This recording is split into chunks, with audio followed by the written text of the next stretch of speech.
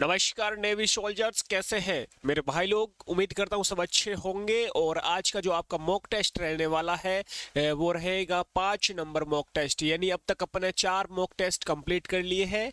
यदि अभी तक नहीं देखे तो ये 5वां मॉक टेस्ट देखने के बाद जरूर देखे बाकी मॉक टेस्ट भी। हर मॉक टेस्ट में आपको 25 क्वेश्चन मिल रहे हैं जीके के, और लास्ट में मुझे कमेंट करके बताने हैं 25 में से आपने कितने सही प्रश्न किए हैं। पहला प्रश्न स्क्रीन पर, अष्टाध्यायी निम्नलिखित में से किसकी रचना है।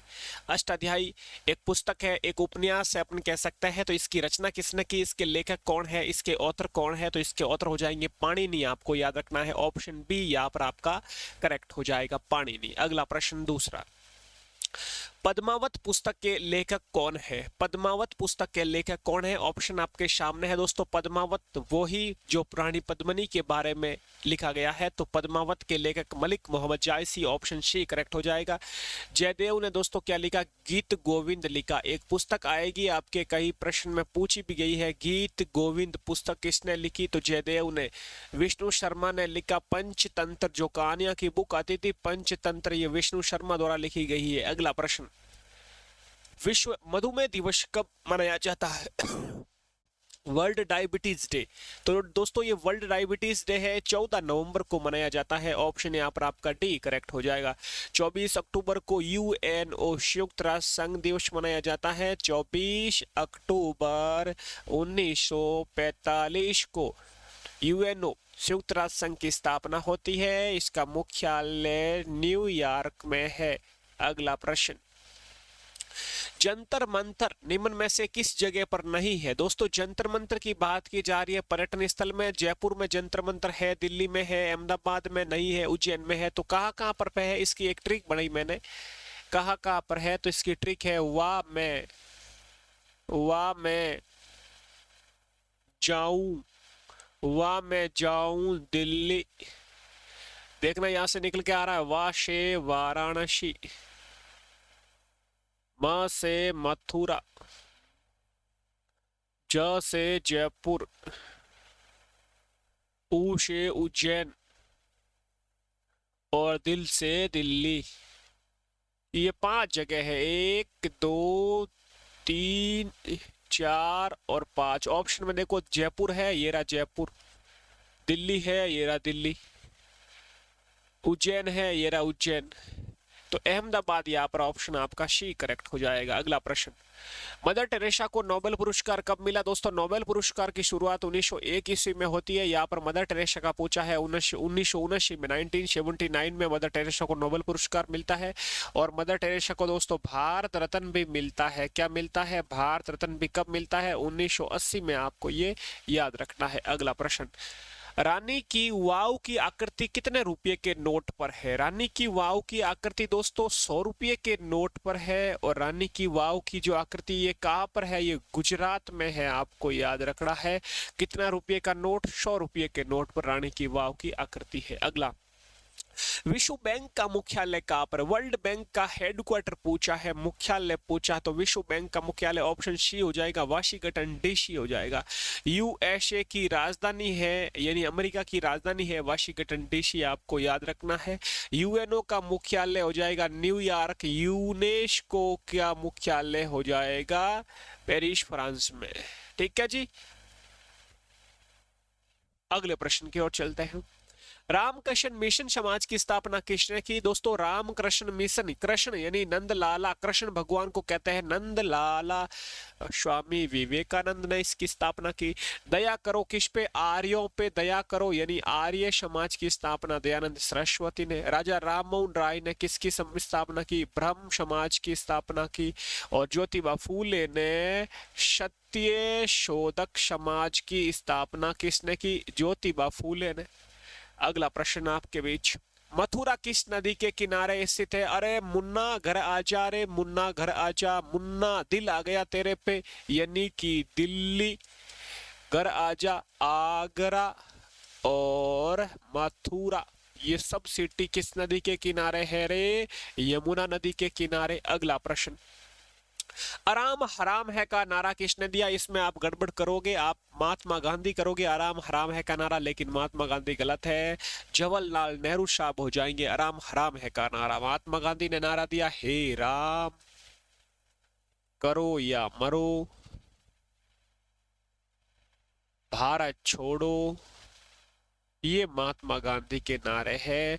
और राम हराम है पंडित जवाहरलाल नेहरू साहब का है। अगला प्रश्न, इंदिरा गांधी गोल्ड कप किस खेल से संबंधित है? इंदिरा गांधी गोल्ड कप मेरे भाई लोग, इंदिरा गांधी गोल्ड कप, और एक आता है नेहरू कप, एक आता है major Dhyanchand, major Dhyanchand trophy. तो ये सब किसकी है?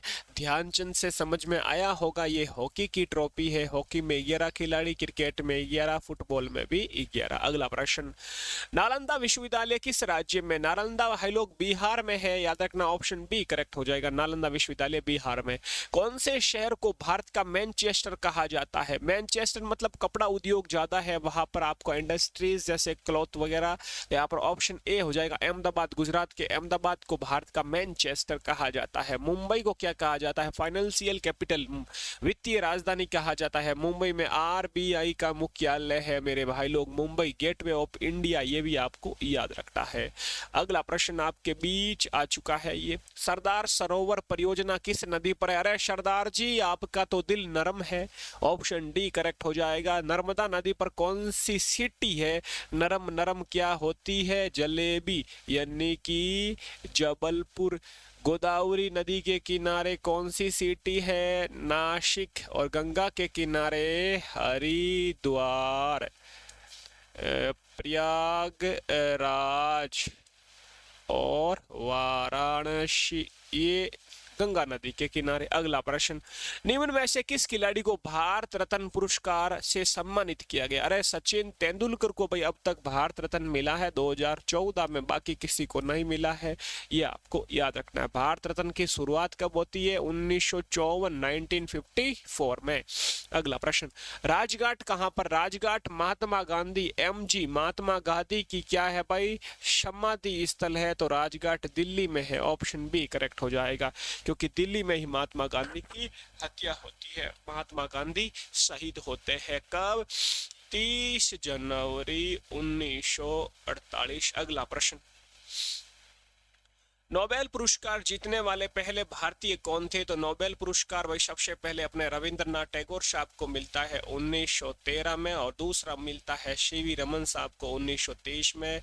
नोबेल पुरस्कार की शुरुआत होती है 1901 ईस्वी में, आपको याद रखना है। अगला प्रश्न, पहली बार वंदे मातरम कब गाया गया? 1896, कांग्रेस का कलकत्ता अधिवेशन, रविंद्रनाथ टैगोर द्वारा गाया गया। अब दिमाग में आ रहा, रविंद्रनाथ टैगोर ने तो जनगण मन लिखा, वंदे मातरम कैसे गया? अरे जी, जनगण मन रविंद्रनाथ टैगोर ने लिखा, वंदे मातरम बंकिम चंद्र चटर्जी ने लिखा, लेकिन वंदे मातरम पहली बार रविंद्रनाथ टैगोर के द्वारा जो है गाया गया, ये आपको याद रखना। 1896 में कांग्रेस का कलकत्ता अधिवेशन में, कंपोज्ड बाय रविंद्रनाथ टैगोर। अगला प्रश्न, मौर्य साम्राज्य की स्थापना किसने की? मौर्य डायनेस्टी भाई चंद्रगुप्त मौर्य ने इसकी स्थापना की, आपको याद रखना, ऑप्शन ए करेक्ट हो जाएगा। चंद्रगुप्त मौर्य के जो पीएम था वो चाणक्य था, आपको याद रखना है। चाणक्य ने एक पुस्तक लिखी, अर्थशास्त्र, इकोनॉमिक्स, अर्थशास्त्र। ये चाणक्य वही है जिन्हें विष्णुगुप्त के नाम से भी जाना जाता है। निम्न में से कौन सम्राट अशोक के पिता थे? सम्राट अशोक के पिता भाई लोग कौन थे? बिंदुसार थे, आपको याद रखना है। और सम्राट जो अशोक है, इन्होंने कौन सा धर्म स्वीकार किया कलिंग युद्ध के बाद? तो इन्होंने बौद्ध धर्म स्वीकार किया, आपको याद रखना है। अगला प्रश्न, नालंदा विश्वविद्यालय को किसने ध्वस्त किया? नालंदा विश्वविद्यालय का जो है अपन कह सकते हैं, नालंदा विश्वविद्यालय को समाप्त किसने किया? इसको किसने ध्वस्त किया? किसने इसे जला डाला? बख्तियार खिलजी, एक कमीना सा ये शासक था, एक बख्तियार खिलजी। तो इसने क्या किया? नालंदा विश्वविद्यालय, ये मोहम्मद गोरी का गुलाम था, तो गोरी ने इसको बिहार के आसपास का क्षेत्र दिया, तो इसने यहाँ पर नालंदा विश्वविद्यालय जो अपना सब कुछ था उसमें, अपने पुराने हिस्ट्री थी, अपने पुराने उपन्यास थे, अपने पुराने अपन कह सकते हैं कापी स्टोरेज उसमें था, लेकिन लगभग 1.5-2 महीने तक जलता रहा ये अपना नालंदा विश्वविद्यालय, बख्तियार खिलजी ने इसे जला डाला। ऑप्शन ए करेक्ट हो जाएगा। अगला, इसरो का मुख्यालय ISRO, Indian Space Research Organisation, इसका मुख्यालय हो जाएगा भाई बेंगलुरु। और DRDO का D फॉर दिल्ली, दिल्ली में हो जाएगा। इसरो की स्थापना होती है 15 अगस्त 1969, ये भी आपको याद रखना है। अगला प्रश्न, हरित क्रांति किस क्षेत्र से संबंधित है? हरित क्रांति खेती का उत्पादन बढ़ाना। ऑप्शन बी करेक्ट हो जाएगा भाई। हरित क्रांति की शुरुआत 1966 या 67 में होती है। हरित क्रांति के जनक कौन है? MS स्वामीनाथन। क्या हो जाएंगे हरित क्रांति के जनक? MS स्वामीनाथन भारत में, और विश्व में नॉर्मन बोरलॉग।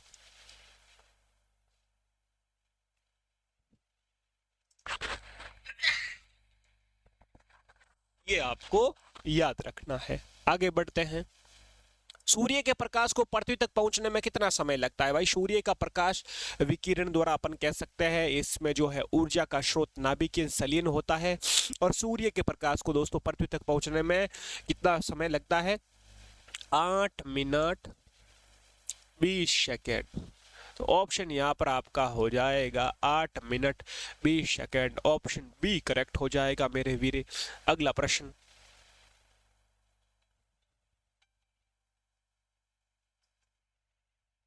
यहाँ पर पूछा अगला प्रश्न, ये आपका कंप्लीट हो चुका है। यहाँ पर पूछा है गंगा की सहायक नदी कौन सी है? तो गंगा की सबसे बड़ी सहायक नदी मैं कह सकता हूँ, यहाँ पर ऑप्शन बी करेक्ट हो जाएगा, यमुना। यमुना गंगा की सबसे बड़ी सहायक नदी है। रामगंगा पहली सहायक नदी है, याद रखना है। गंगा ये भारत की सबसे लंबी नदी, इसकी लंबाई 2525 किलोमीटर है मेरे वीरों, ये आपको याद रखना है। तो दोस्तों ये थे आज के 25 क्वेश्चन और अपना जीके का छोटा सा कोर्स बनाया है। एप्लीकेशन मिल जाएगा, लिंक मिल जाएगा एप्लीकेशन की, अभी डिस्क्रिप्शन में देख लेना, वहां से आपको एप्लीकेशन मिल जाएगा। आप एप्लीकेशन डाउनलोड कर लेना। ओनली 70 रुपये में आपका ये जीके का कोर्स मिलेगा, जिसमें जीके की क्लास स्टार्ट हो चुकी है। नए पैटर्न पर आधारित जीके ट्रिक से याद करवा रहा हूँ। PDF डाउनलोड कर सकते हो, नोट्स बना सकते हो, ठीक है। ये इस तरह से आपका मैं मैप से समझा रहा हूँ, बहुत ही शानदार तरीके से छोटा सा कोर्स बनाया है भाई लोग। तो आप यदि इंटरेस्टेड है मेरे से जीके पढ़ने में तो जरूर आप परचेज कर सकते हो। डिस्क्रिप्शन में आपको व्हाट्सएप ग्रुप लिंक, अपना एप्लीकेशन सब कुछ मिल जाएगा। एक बार डिस्क्रिप्शन जरूर चेक करें, ठीक है। कल फिर मिलेंगे अगले मॉक टेस्ट को लेकर। आज आपका कौन सा मॉक टेस्ट था? आज था 5वां, कल 6 नंबर मॉक टेस्ट लेके आएंगे। जय हिंद, जय भारत।